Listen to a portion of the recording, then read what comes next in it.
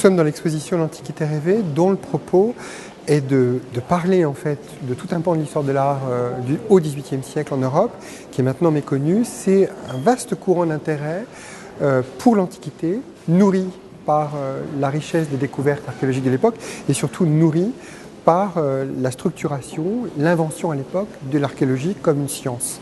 Dans l'exposition, on raconte ce courant d'intérêt qui est un courant d'intérêt très puissant, mais puissant au point de susciter aussi de violentes réactions contre cette saturation, cette surreprésentation de l'antique au XVIIIe siècle dans l'art européen. Et dont le tableau de Fuseli est un très très bon exemple.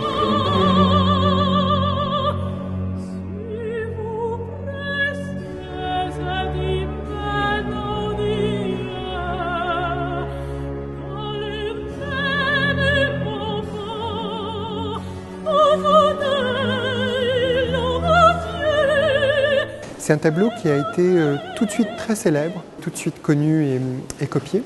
Cette œuvre comme ça qui joue entre la blancheur, la clarté et l'obscurité, elle dit tout en fait tout de suite dès le premier abord, c'est-à-dire la clarté de ce corps de femme qui est offert au regard et l'obscurité du cérémonial bizarre, obscur qui l'accompagne.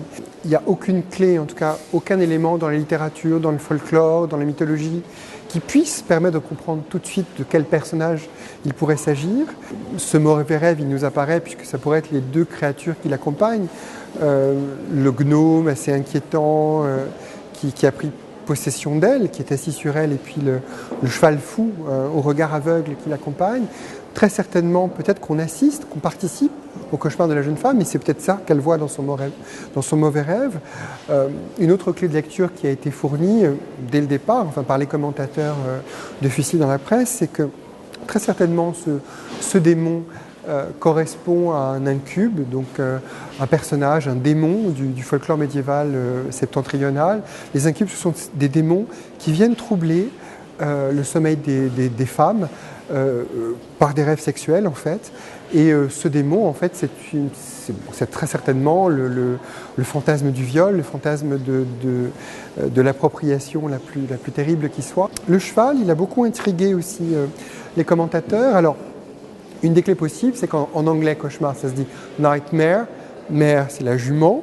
Un autre des commentateurs de Fuseli, à l'époque, en 1782, avait mis en relation ce tableau avec Shakespeare. Dans Roméo et Juliette, il y a une toute petite citation où on parle de Queen Mab, qui est une sorcière qui vient à dos de cheval troubler le sommeil des amants.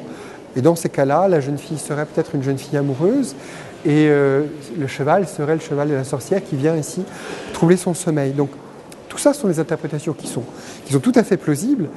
Fuseli, simplement, s'est bien gardé de donner les clés du tableau, puisque c'est un tableau qui fait travailler l'imaginaire. Donc son tableau témoigne en fait de cet intérêt pour l'art antique et en même temps de ce dépassement, de cette volonté de passer à autre chose, à quelque chose qui soit beaucoup moins solaire, qui soit beaucoup moins figé, qui soit au contraire plus mouvant, qui joue beaucoup sur les émotions et voire sur l'irrationnel, dont le tableau du cauchemar porte très bien témoignage.